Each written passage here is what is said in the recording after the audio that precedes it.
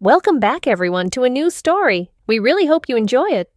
The hook wasn't the words themselves, but the way Samantha said them, a lazy smile playing on her lips as she rolled the small, gleaming object between her thumb and forefinger.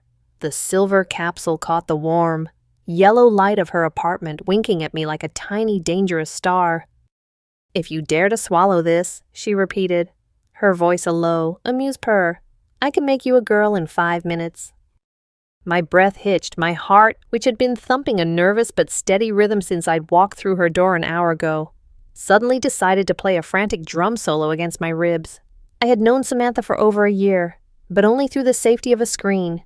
We'd met in the sprawling world of Ethelgard Online, a fantasy MMORPG where I, Ethan, a lanky 22-year-old photographer who spent his days trying to find beauty in the mundane grit of the city, played as Alara, a graceful elven sorceress. Samantha's avatar was a stoic, heavily armored warrior named Valerius. The irony wasn't lost on me. In our virtual world, I was the girl and she was the guy. It had started as a joke, a way to avoid the aggressive posturing of other male players, but over time, playing Alara had become comfortable. Too comfortable. Sam had picked up on it immediately, her teasing messages a constant in my chat log. She'd taken to calling me her girlfriend in-game, a joke that always made my face burn with a confusing mixture of shame and a strange, secret pleasure. Now, sitting here in her real-life apartment, the joke felt terrifyingly real. Her place was exactly what I'd expected from a 28-year-old genius programmer. It was a stylish loft with exposed brick walls and warm wooden floors, but the space was dominated by technology. A massive curved monitor sat on a sleek desk, surrounded by custom-built PCs humming with quiet power. Shelves were filled not with books, but with collector's edition game boxes, intricate figurines from Ethelgard, and strange, unlabeled prototypes of hardware I couldn't begin to identify. The autumn evening outside was cool and crisp, but in here, surrounded by the golden glow of her smart lights and the faint scent of ozone and coffee, the air was charged with possibility. "You're kidding, right?" I managed, my voice sounding thin. Samantha leaned forward, her tomboyish charm amplified in person. She was tall and slender, dressed in a simple black t-shirt and cargo pants, with her dark hair cut in a sharp, asymmetrical bob. There was a cool, confident energy about her, a stark contrast to my own perpetual awkwardness. Her eyes, a startlingly intelligent gray, held mine. "Do I look like I'm kidding, Ethan?" She wasn't. The intensity in her gaze told me that. This was real. I looked from her face to the capsule. It looked like a high-end vitamin, something you'd buy at a boutique health store, not a piece of world-altering technology. What is that?" I whispered. "Nanites," she said, as casually as if she were describing a new brand of soda. "Microscopic machines. My last project before I left the public sector. A little something I was cooking up for DARPA."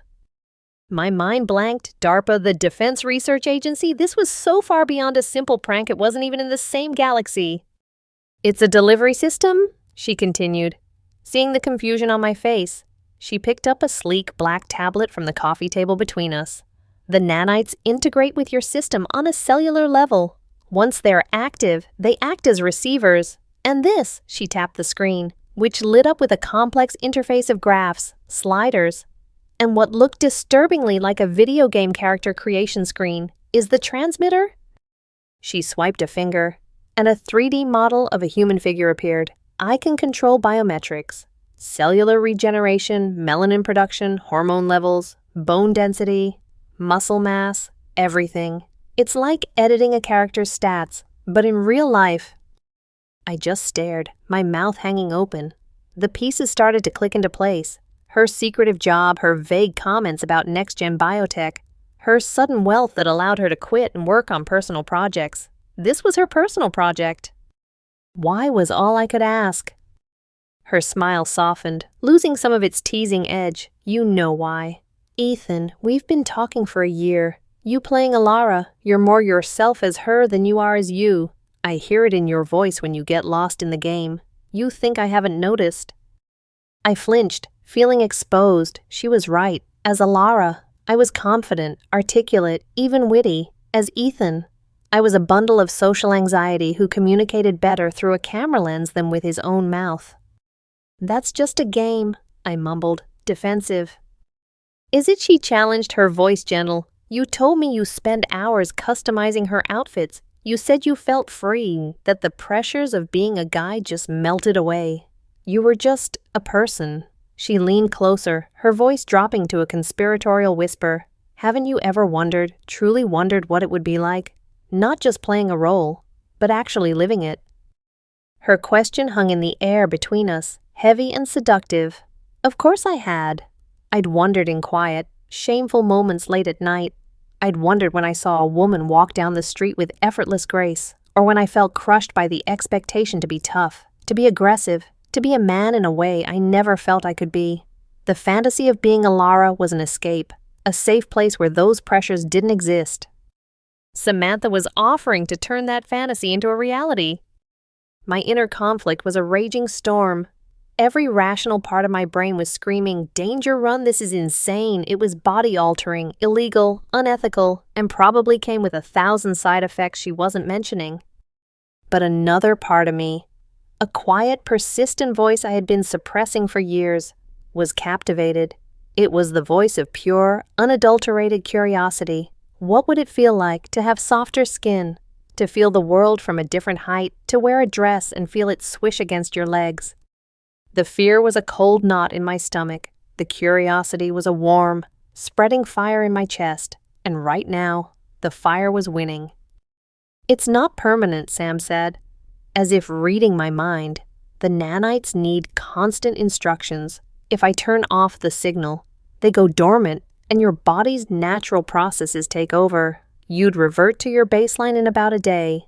It's a test drive, no strings attached." She held the capsule out to me again, resting it on her open palm. It lay there, small and innocuous, shimmering under the light. It was a key to a door I never believed could exist, let alone be opened. My hand trembled as I reached out. My fingers felt clumsy and thick as they brushed against hers to pick up the capsule. It was cool and smooth to the touch. I looked at her, searching her face for any sign of doubt, any hint that this was a mistake. All I saw was a steady, encouraging curiosity that mirrored my own. "So, girlfriend," she murmured, the old nickname now laced with a new, profound weight, "you want to see what it's like on the other side?" I stared at the silver capsule in my palm. My heart was pounding a frantic, terrifying, exhilarating rhythm. I was standing on the edge of a cliff, and Samantha was daring me to jump. With a deep, shaky breath, I brought the capsule to my lips. The capsule was tasteless. It slid down my throat with a sip of water, and for a moment, nothing happened. I sat there, my body rigid, waiting for some kind of dramatic explosion or a jolt of electricity. There was only the quiet hum of Sam's computers and the sound of my own ragged breathing. "That's it?" I asked, my voice betraying a hint of anticlimactic disappointment. Samantha chuckled, her eyes glued to the tablet. "The nanites are dispersing. Give them a minute to replicate and sync with the network. They're very polite. They don't like to make a scene." As she spoke, a soft chime emanated from her tablet.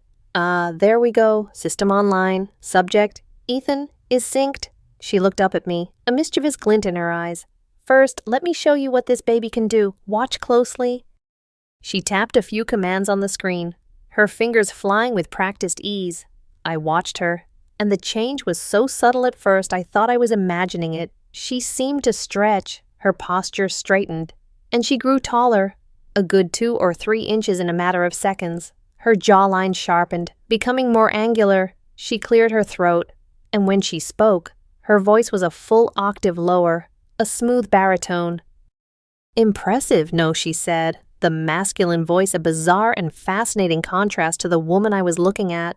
Then, with another series of taps, her eyes, which had been gray, flickered and swirled into a vibrant electric blue. My jaw dropped. It was like watching a special effect from a movie, but it was happening 3 feet away from me. It was real, and if she could do that to herself... Okay, I get it," I said, my voice barely a whisper. "It's wow." She smiled, and in a blink, her height, voice, and eye color snapped back to normal. Just a little demo, now, for you. She turned her attention back to the tablet. First things first, let's activate your user interface. My what? You don't think I'd just leave you flying blind, do you? She said. Say hello to Holly. A shimmering holographic image of a woman flickered into existence in the air next to my head. She was rendered in soft blue light, looking like a character straight out of a sci-fi game, curvy, with a playful smile and a wink that seemed permanently etched on her face. Only I could see her. She was an augmented reality projection overlaid onto my vision. System activated. Welcome, user, a sweet, synthesized female voice chimed, seemingly right inside my head. I am Holly, your personal transformation assistant. It's a pleasure to meet you. Princess. I blushed furiously.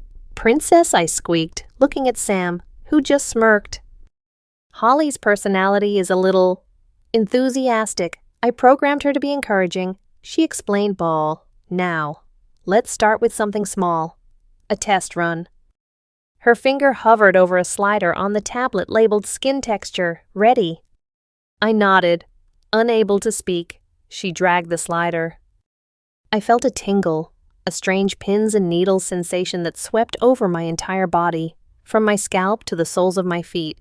It wasn't painful, just weird. It lasted for about 10 seconds and then faded. Go on, Sam prompted. Touch your arm. Hesitantly, I raised my hand and ran my fingertips over the back of my other forearm. I gasped. My skin, which had always been typically male, a little rough, with fine, dark hairs, was now impossibly smooth. The hairs were gone, and the texture felt like polished silk. It was my arm, but it wasn't. It felt alien and wonderful. Skin smoothness increased by 70%, Holly's voice chirped in my ear. Tactile sensitivity is up by 15%. You'll find things feel much nicer now. Before I could fully process that, Sam was moving on. Next, she tapped another icon. I felt a faint, phantom itch around my jaw and upper lip, the ghost of my 5 o'clock shadow. I reached up to touch my face, and my fingers met nothing but the same impossible softness as my arm. The stubble that I had to shave every single morning was just gone. Vanished. The skin was as smooth as a child's. No more shaving, Sam said. A satisfied look on her face. Convenient. Right. I was too stunned to answer. This was happening too fast. My body was being rewritten, and I was just a passenger. A wave of panic began to rise in my chest. This was wrong. This was unnatural. Wait, Sam, I don't know. Just a little more, she coaxed, her eyes fixed on the screen. Let's see. Hair. A warmth spread across my scalp. I felt a strange pulling sensation, and then I saw it. My short brown hair began to lengthen. It cascaded downwards, growing at an impossible rate, past my ears, down my neck. I watched in horrified fascination as dark strands fell over my shoulders, coming to rest on my chest. I instinctively reached up and grabbed a handful. It was my hair, the same color, the same texture, but there was so much of it. It was soft and heavy, and the feeling of it brushing against my skin was utterly foreign. Hair length increased to 14 inches. Follicle strength and shine have been optimized, Holly announced cheerfully. That's when the real panic set in. This wasn't just smooth skin or no stubble. This was a visible, undeniable change. I looked like a guy with long hair, but it felt like so much more. Okay, stop, I said, my voice shaking. Sam, please, stop. One more, she said, her voice soft but firm. Her finger moved to a section of the 3D model that controlled skeletal structure. Just a little one. It's important for the overall effect. She tapped a setting for the pelvic bone. A deep, strange ache settled in my hips. It wasn't pain, more like pressure, a dull, spreading warmth that made me feel heavy and unbalanced. I felt my hips literally widen, the bones shifting beneath skin and muscle. I instinctively put my hands on my waist, feeling the new, subtle curve there that hadn't existed a minute ago. It was a female curve. That was it. I scrambled back on the couch, pulling my knees to my chest, trying to make myself small, to hide the changes that were being forced upon my body. My long hair was a curtain around my face. I was breathing hard, my heart hammering against my ribs. My body felt like it was betraying me, turning into something I didn't recognize. Ethan, Sam's voice cut through my panic. She had put the tablet down and was looking at me with concern. Breathe. It's okay. Make it stop, I pleaded, my voice cracking. Change it back. I can, she said calmly, but I want you to do something for me first. Stand up, go look in the bathroom mirror. No.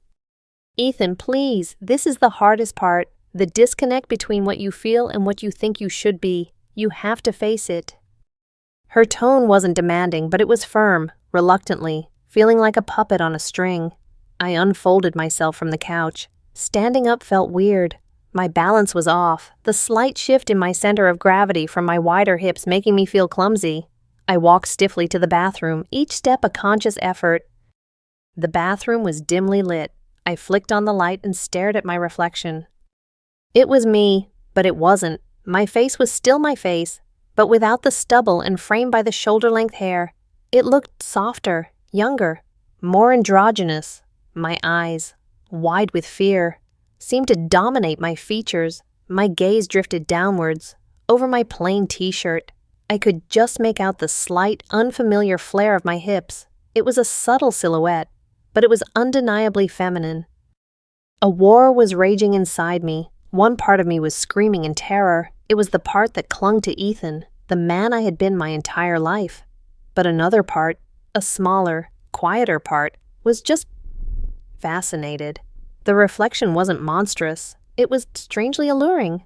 The long hair, the smooth skin, the gentle curve of the hips. There was a weird, unsettling beauty to it. A part of me was horrified.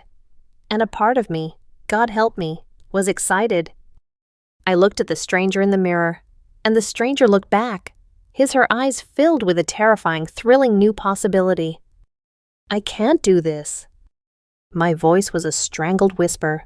We were standing in Samantha's bedroom, and she was holding up a simple, dark red skirt. It was short, the kind of thing that would end mid-thigh. Next to it, she'd laid out a soft, cream-colored cardigan, a simple white camisole, and a pair of low, black wedge heels. Yes, you can, Sam said, her voice patient but brooking no argument. It's a challenge, a field test. We're just going out for pasta. No one's gonna notice. No one's going to notice, I squeaked, gesturing wildly at my body. My hips felt ridiculously wide, my long hair kept falling in my face, and every inch of my skin tingled with a hypersensitivity that was driving me crazy. Sam, I don't even know what I look like. You look like a cute girl who's a little nervous for her first date.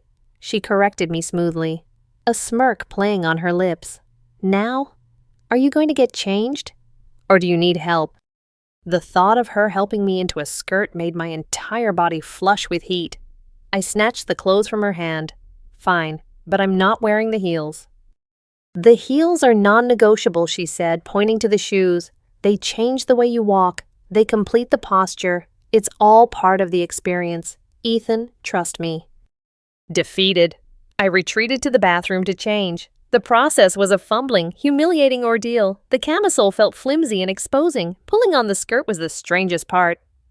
The soft, stretchy fabric slid over my silky smooth legs. And the feeling was electric, sending a shiver up my spine. It felt both completely wrong and disturbingly right. I zipped it up, and it settled on my new hips, the hemline resting alarmingly high on my thighs. I'd never felt so exposed in my life. The cardigan helped a little, covering my arms and shoulders, but it did nothing to hide the fact that I was a man wearing a skirt. Or was I?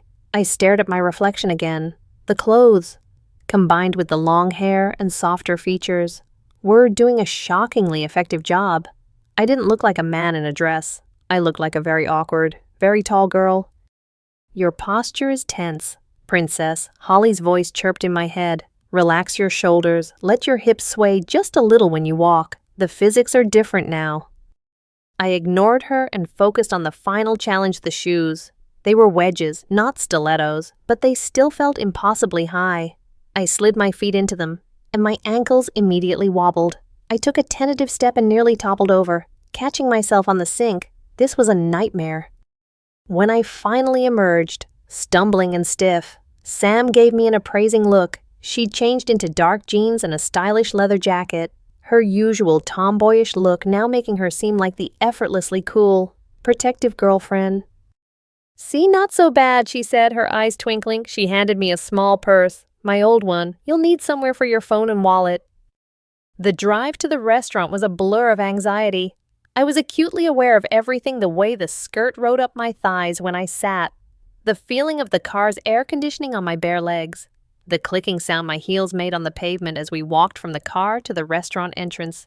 Every person we passed felt like a judge, their eyes boring into me, seeing through my disguise, but no one gave me a second look. To them, I was just a woman. The thought was both terrifying and intoxicating.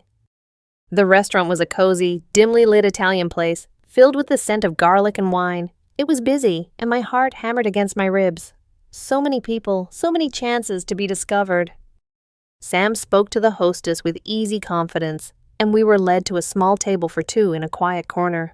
I walked behind her, trying to take small, careful steps in the ridiculous shoes, convinced I was about to trip and make a scene. I could feel the gentle sway of my hips that Holly had mentioned, a natural consequence of the shoes and my new anatomy. It felt alien and deeply embarrassing. We sat down, and I immediately started fussing with my skirt, trying to pull it down, even though it was as far down as it would go. "Relax," Sam murmured, leaning across the table. Her gray eyes were filled with amusement. "You're doing great. You actually look natural." She paused, then added with a grin, "That skirt suits you better than I thought it would, girlfriend." I blushed to the roots of my hair, kicking her lightly under the table. "Shut up." "Make me," she retorted, her grin widening. A young waiter, probably my age, came to our table. He had a charming smile and kind eyes. He looked at Sam, then his eyes landed on me, and his smile broadened. "Good evening, ladies," he said, his gaze lingering on me for a fraction of a second too long. "Can I start you off with something to drink?" My throat went dry. I was supposed to talk. My voice. Sam hadn't changed my voice. I opened my mouth, but only a squeak came out. Panic seized me. Sam, ever the professional, jumped in smoothly. "I'll have a glass of the Chianti, and she'll have, just water with lemon for now. She's feeling a little shy tonight." She gave me a subtle wink. The waiter nodded, his friendly eyes still on me. "Of course, a beautiful girl like you has no reason to be shy." He gave me one last charming smile before turning to leave. The moment he was gone, I slumped in my chair, covering my burning face with my hands. He had called me a beautiful girl. A man had just flirted with me. A wave of emotions crashed over me: humiliation, terror, and a tiny, treacherous little thrill that I was ashamed to admit even to myself. "Heart rate has spiked to 120 beats per minute," Holly commented in my ear, her tone clinical yet amused. "Adrenaline and dopamine levels are elevated. Fascinating. You seem to be enjoying the validation." "I am not enjoying this," I hissed under my breath. Across the table, Samantha was watching me, her expression unreadable. The teasing glint was gone, replaced by something softer, more curious. She was observing my reactions, cataloging them. I was her science experiment, but strangely, it didn't feel malicious. It felt like she was trying to understand something not just about the technology, but about me. I spent the rest of dinner in a state of hyper-awareness. I was conscious of the way I held my fork, the way I dabbed my lips with the napkin, the way my hair brushed against my cheek. I was performing femininity, piecing it together from a lifetime of observation. And the scary part was, it was working. I was slowly, terrifyingly, starting to get into the role. The line between Ethan playing a part and this new person simply being was beginning to blur. And as I caught my reflection in the dark glass of the window, a stranger with long hair, soft features, and wide, frightened eyes, I realized I was more afraid of liking this than I was of being caught. The silence in the car on the way back to Sam's apartment was thick and heavy, a stark contrast to the nervous energy that had crackled between us on the way there. I stared out the window, watching the city lights blur into streaks of color, my mind replaying the evening over and over, the waiter's smile, the feeling of the skirt against my legs, Sam's teasing nickname. I felt exhausted. The effort of maintaining the charade, of constantly monitoring my every move and gesture, had drained me completely. But underneath the exhaustion was a confusing tangle of other feelings. The fear was still there, a low hum of anxiety in the pit of my stomach, but now it was mixed with a strange sense of accomplishment, and that treacherous flicker of exhilaration I was so desperate to deny. Finally, Sam broke the silence. Her voice was quiet, stripped of its usual teasing lilt. "You okay?" I just shrugged, not trusting myself to speak. I felt fragile, like a piece of glass that had been stressed almost to its breaking point. She pulled the car over to the side of a quiet tree-lined street and put it in park. The only light came from the soft glow of the dashboard and a distant street light filtering through the windshield. She turned to face me, her expression serious. "Talk to me. Ethan, what are you thinking?" I took a deep, shaky breath. "I don't know," I said honestly, my voice barely a whisper. "I feel weird. Confused. That waiter, he really thought I was a girl. I passed, and it was the most terrifying and I couldn't finish the sentence. I couldn't say the word exciting. "It's a head trip, isn't it?" she said, her voice filled with a surprising amount of empathy. "To have the world see you as something you're not, or something you think you're not." There was a shadow in her eyes, a hint of a painful memory. It made me curious. "You've done this before, haven't you?" I asked. "Not just the demo stuff. You've gone out like this." She was silent for a long moment, her gaze distant. "Not like this," she finally said, her voice tight. "Not by choice." She took a breath, and the story came tumbling out. Her ex-boyfriend, a fellow programmer on the project, had been obsessed with the technology. But his interest wasn't scientific, it was a fetish. He'd discovered he could create and save presets, entire body and personality configurations.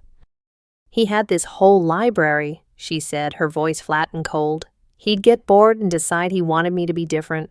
One night, he wanted a bubbly cheerleader. The next, a shy librarian. He even had a bimbo mode preset, maxed out chest, minimized intelligence stats, a high, breathy voice. He would just and apply it, sometimes without telling me first. A cold fury washed over me. I imagined Sam, so brilliant and confident, being forcibly reshaped into someone else's fantasy, her own body and mind turned into a toy. "That's monstrous," I whispered. "It was," she agreed, a bitter line to her mouth. It took me a long time to realize that what he was doing wasn't just a kinky game. It was a violation. He wasn't changing my body. He was erasing me. That's why I left the project. I took my research, wiped their servers, and disappeared. I built in security protocols so it could never be used on anyone against their will again. The user has to initiate it, has to consent. Suddenly, her actions made a different kind of sense. This wasn't just a game to her. It was a reclamation. She was taking this powerful, dangerous technology and trying to use it for something else, not for control, but for exploration.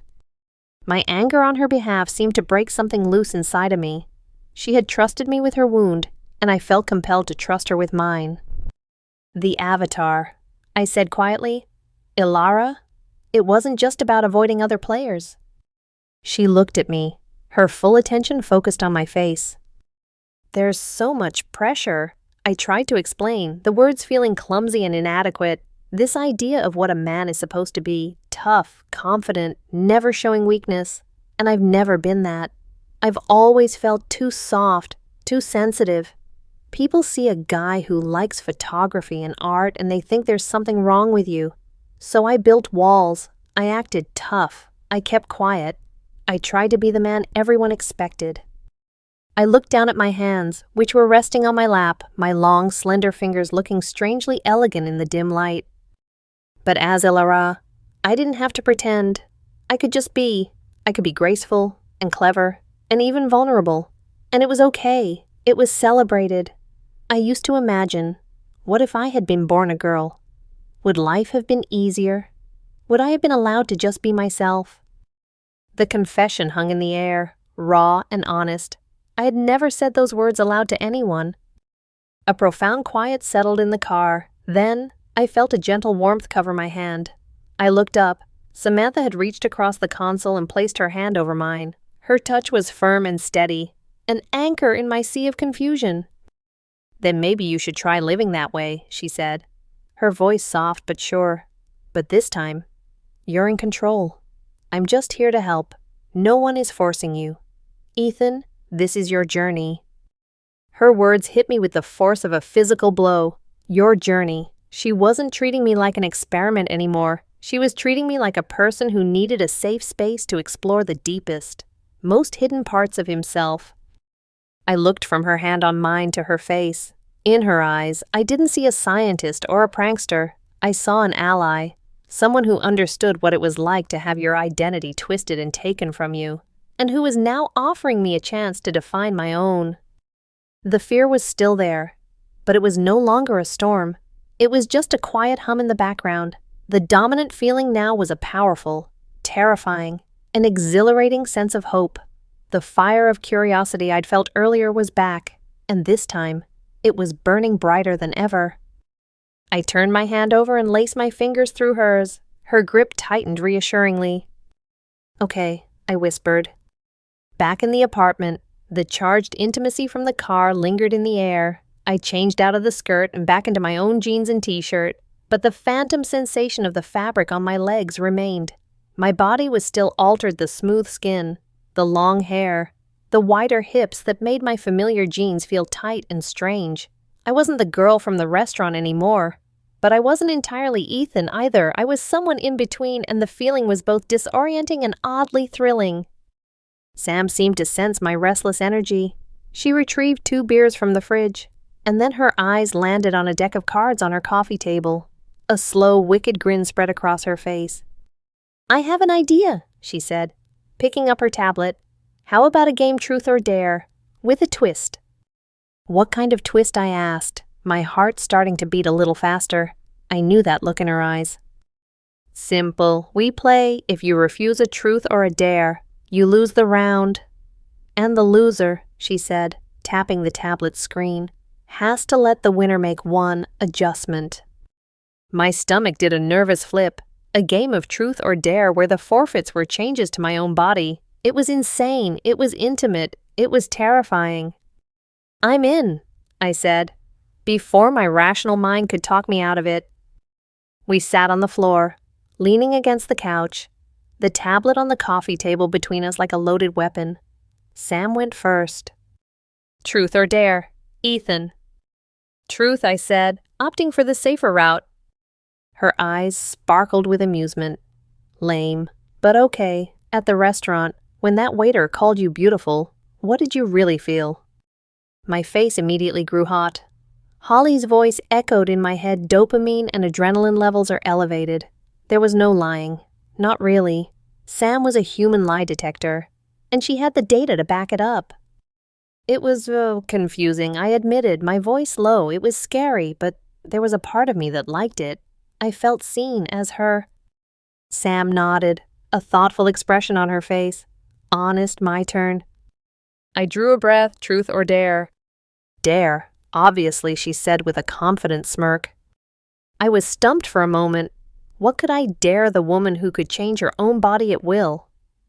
Then I remembered her ex-boyfriend, and an idea sparked. I wanted to give her a piece of control back, but on her own terms. "I dare you to use the app to change into an outfit you'd never normally wear," I said. Her eyebrow shot up, impressed. "Clever. Okay." She picked up the tablet and her fingers danced across the screen. A section of the interface I hadn't seen before lit up, one that seemed to control clothing. I'm not wearing nanite-infused clothing, so it can't change my actual outfit, but it can project a very convincing hard light hologram over it. Most people can't tell the difference unless they touch it. A shimmer of light enveloped her, and her jeans and leather jacket dissolved into a hologram of a tight, black crop top and a pair of ridiculously short denim shorts. The outfit exposed her toned midriff and long legs, a stark contrast to her usual practical, tomboyish style. She looked incredible, but also visibly uncomfortable. "Happy?" she asked, a blush creeping up her neck. "Very," I said, enjoying this small moment of power. The game continued. I dodged another truth, revealing my long-suppressed envy of how easily women could show platonic affection. Sam took a dare to sing the theme song to a cheesy anime we both loved, her normal voice sounding strange and wonderful after the baritone demo earlier. The beers and the shared vulnerability were loosening me up, making me bold. Then, it was my turn to lose. I refused to answer a truth about the most embarrassing thing I'd ever done while playing as Alara. Sam's eyes lit up with predatory glee as she picked up the tablet. Forfeit time, she purred. She studied the 3D model of my body on the screen. You know, we fixed your hips. But your waist-to-hip ratio is still very masculine.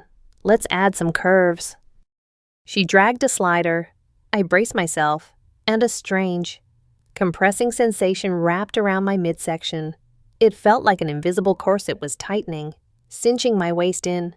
At the same time, the pressure in my hips returned, pushing them out just a little further. I put my hands on my waist and was shocked to feel a definite hourglass curve that hadn't been there before. When I sat back, I had to shift, my body settling into a new balance. The feeling of that curve, the way it made my hips feel heavier and more prominent, sent a hot shiver through me. Better, Sam said with satisfaction. We played another round. This time, I took a dare to try walking across the room in a pair of her stilettos. I failed spectacularly, collapsing in a heap on her rug after 2 steps, both of us dissolving into laughter, but it was still a refusal. I hadn't completed the dare. My turn again, she said, her smile sharp and dangerous. Let's do something about that voice. It was a problem at the restaurant, wasn't it? My blood ran cold.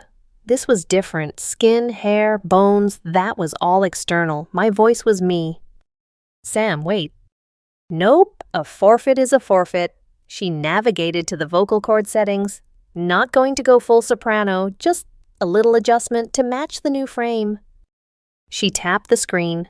I felt a strange vibration in my throat, a tightening in my larynx. I swallowed, and it felt different. Say something, she commanded. I opened my mouth, a deep sense of dread washing over me. I don't want to. The voice that came out was not mine. It was higher, lighter, with a softer, breathier quality. It was a smooth, pleasant alto, unmistakably female. Hearing it come out of my own mouth was the most surreal experience of my life.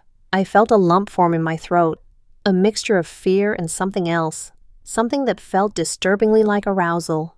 I was both horrified and captivated by the sound. I covered my mouth, my eyes wide. Sam was watching me intently, her own breathing a little faster now. The playful atmosphere of the game had shifted, becoming charged with a tense, electric energy. Every change was pushing me further away from Ethan and closer to her, this new person we were building together, piece by piece. And God help me, I wanted more. My shame must have been written all over my face, because Sam's expression softened. She put the tablet down, the screen casting a soft glow on her face. The game was over. Ethan, she said, her voice barely a whisper. This isn't just about the technology anymore, is it? I couldn't speak. I could only shake my head, my new, long hair brushing against my cheeks. She moved closer, her presence filling my senses. You want this? You can admit it. There's no judgment here. The air was thick with unspoken confessions. The line between a friendly game and something far more profound had been crossed. We were no longer just playing. Look at me, she commanded gently. I forced myself to meet her gaze. Do you want to see her? She asked, her voice low and intense. The real her, not just the pieces, but the finished picture, the girl you see in your head when you play the game. Do you want to meet her? My heart was hammering so hard I thought it would break through my ribs. This was the final cliff, the ultimate surrender.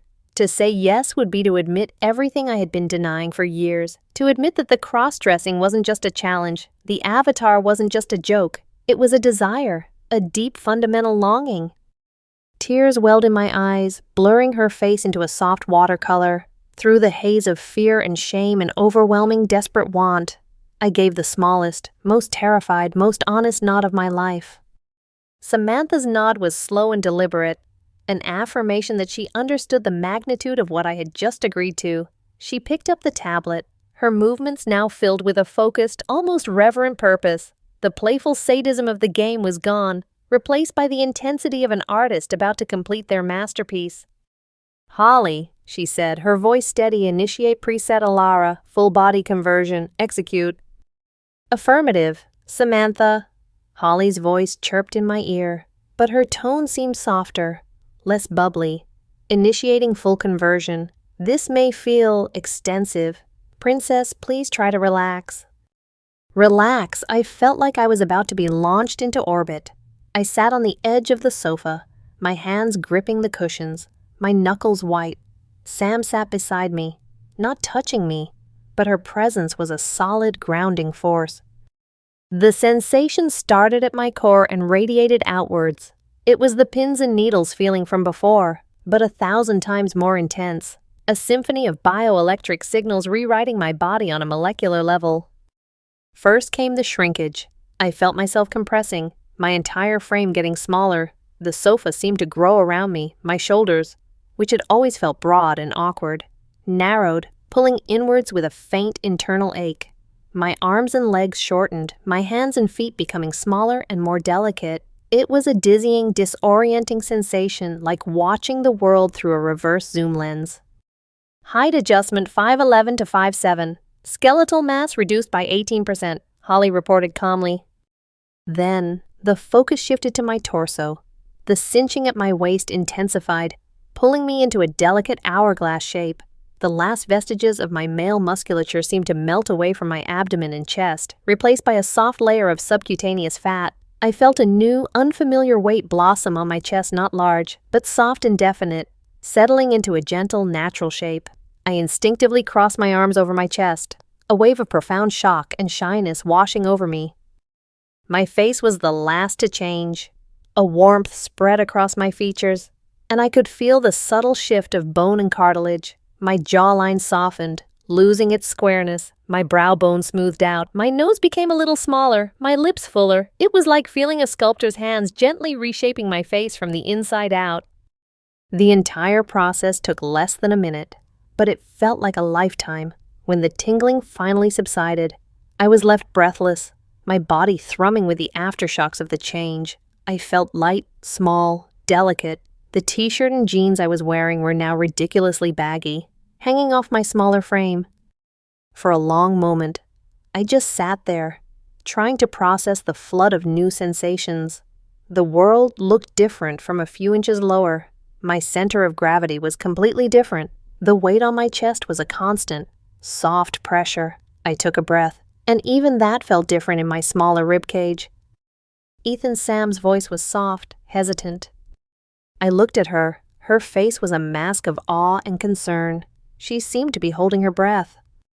"It's done," I whispered, and the soft female voice that came out felt, for the first time, like it belonged to the body it was coming from. It felt like my voice. "Go look," she urged, her voice thick with emotion. My legs felt shaky as I stood up.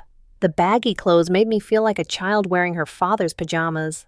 I walked to the full-length mirror, leaning against the wall in her living room, my heart pounding a slow, heavy drumbeat of anticipation and fear. I stopped in front of the glass, and I saw her. It wasn't a man in a dress. It wasn't an awkward, androgynous compromise. It was a girl, a pretty girl, with wide, dark eyes full of shock, a face that was both familiar and entirely new, and a cascade of soft brown hair that framed it all perfectly. Her body was slender and gracefully curved, even hidden under the oversized clothes. It was Alara, the elven sorceress from the game, made real, made of flesh and blood. It was the person I had spent hundreds of hours creating, customizing, and living through. But the face in the mirror wasn't some fantasy elf. It was me. It was the girl I had secretly, shamefully, wished I could be. A strangled sob escaped my lips. Tears began to stream down my face, hot and silent. They weren't tears of sadness or fear. They were tears of profound, earth-shattering recognition. It was like I had been wearing a costume my entire life, a heavy, ill-fitting suit called Ethan, and someone had finally, mercifully, allowed me to take it off. The reflection in the mirror felt more real, more me, than any photograph I had ever seen of myself. I reached up and touched my cheek, and the girl in the mirror did the same. The skin was soft, the cheekbone delicate. It was real. This was my face now. A quiet sound came from behind me. Samantha had come to stand just behind my shoulder. She was looking at my reflection, her own eyes shining with unshed tears. "You're beautiful," she whispered, her voice full of wonder. She slowly raised her arms and wrapped them around me from behind, her chin resting on my shoulder. Her embrace was gentle, protective. I leaned back against her, drawing strength from her solid presence. We stood there for a long time, just looking at the new person in the mirror. "My girlfriend," she murmured into my ear. The old joke now transformed into a term of endearment, a statement of fact. I met her eyes in the mirror, and in their depths, I saw not just acceptance, but a deep, burgeoning affection that mirrored my own. The connection we had forged online, the trust we had built in a single night, it had all led to this moment. This wasn't just about changing my body, it was about finding myself. We eventually moved back to the sofa, my baggy clothes feeling more and more ridiculous. Sam seemed to notice and disappeared into her bedroom, returning a moment later with a pair of soft gray sweatpants and a simple, fitted black t-shirt. "These should fit you better now," she said, her cheeks slightly pink. I changed quickly, and the difference was immediate. The clothes fit my new form perfectly, hugging my curves in a way that felt comfortable and affirming. We sat down on the sofa, closer this time, my leg brushing against hers. The simple contact sent a jolt of electricity through me. Holly shimmered into view beside us, her holographic form looking at us with a soft smile. "So," she began, her voice unusually gentle, "the Alara preset is currently on a temporary timer. It will default back to baseline in 24 hours unless instructed otherwise. Would you two like me to lock this preset in for a longer duration?" The question hung in the air.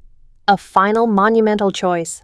To stay like this, to be this person, to live as her. It was the most terrifying and wonderful question I had ever been asked. I looked at Samantha. She wasn't looking at the AI, she was looking at me, her expression open and waiting. She wasn't going to influence my decision. This had to be mine and mine alone. Was I ready to let go of Ethan, of 22 years of history, of family, of a life I had built?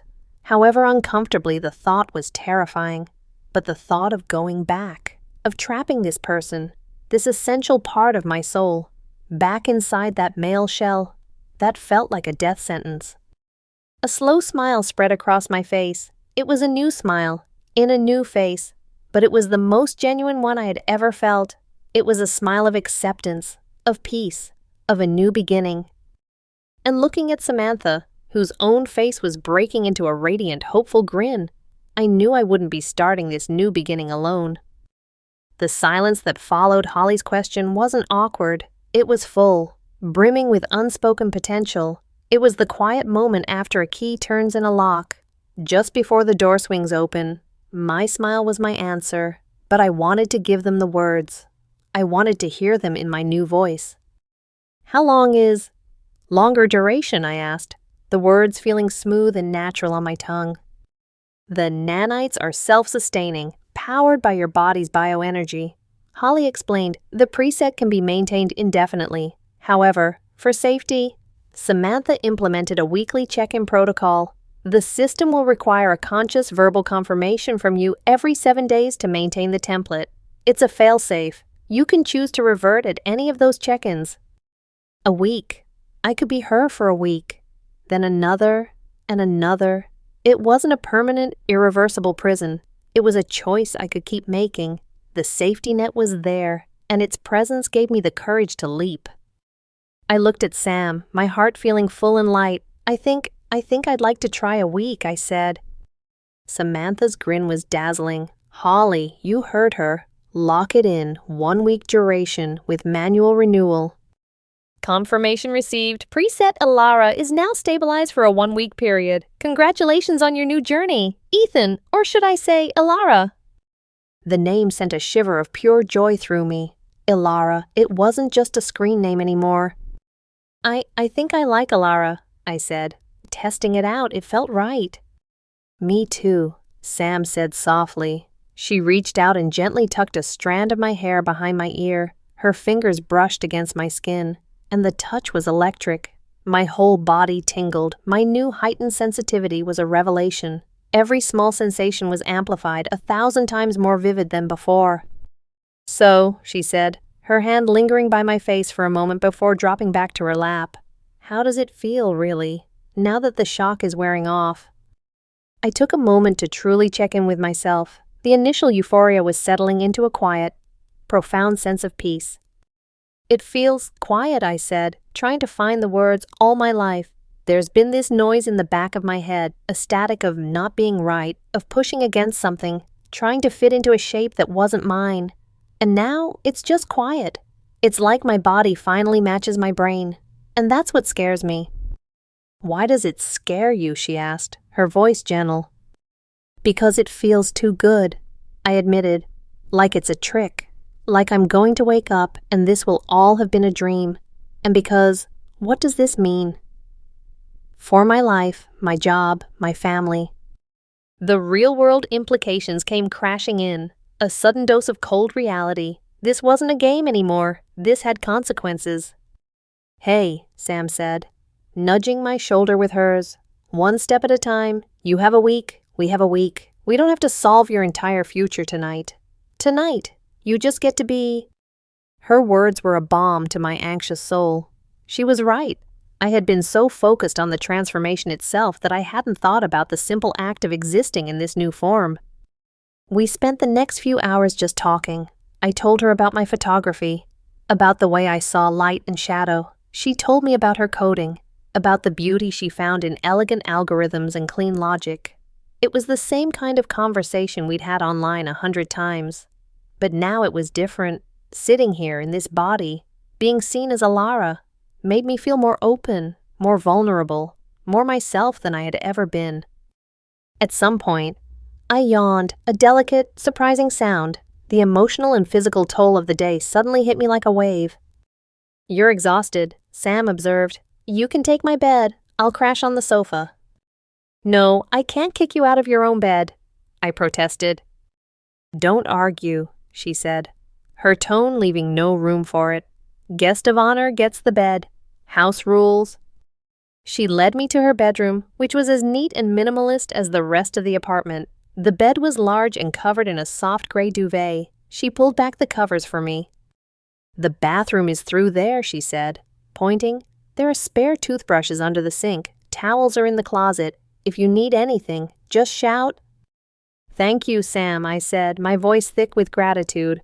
"For everything." "Get some sleep, Alara," she said softly, giving my shoulder a gentle squeeze before she left, closing the door behind her. Alone in her room, I felt a fresh wave of surrealism. I brushed my teeth, staring at my new face in the mirror, an act that was both mundane and revolutionary. I washed my face, marveling at the softness of my skin. When I crawled into bed, the cool, smooth sheets against my sensitive skin were a revelation. I was so used to being a source of heat and weight, but now I felt small and delicate in the large bed. I lay there in the darkness, my mind racing. I thought about the silver capsule, the Italian restaurant, the game of truth or dare. I thought about the terror, the shame, the confusion, and the overwhelming, undeniable joy. I was on the other side of the mirror now. The door was wide open, and I had just taken my first step through. I didn't know what lay on the path ahead, but for the first time in my life, I felt like I was finally walking in the right direction, and I knew I wasn't walking alone. Curled up under the covers, in a body that finally felt like home, I closed my eyes and drifted into a peaceful, dreamless sleep.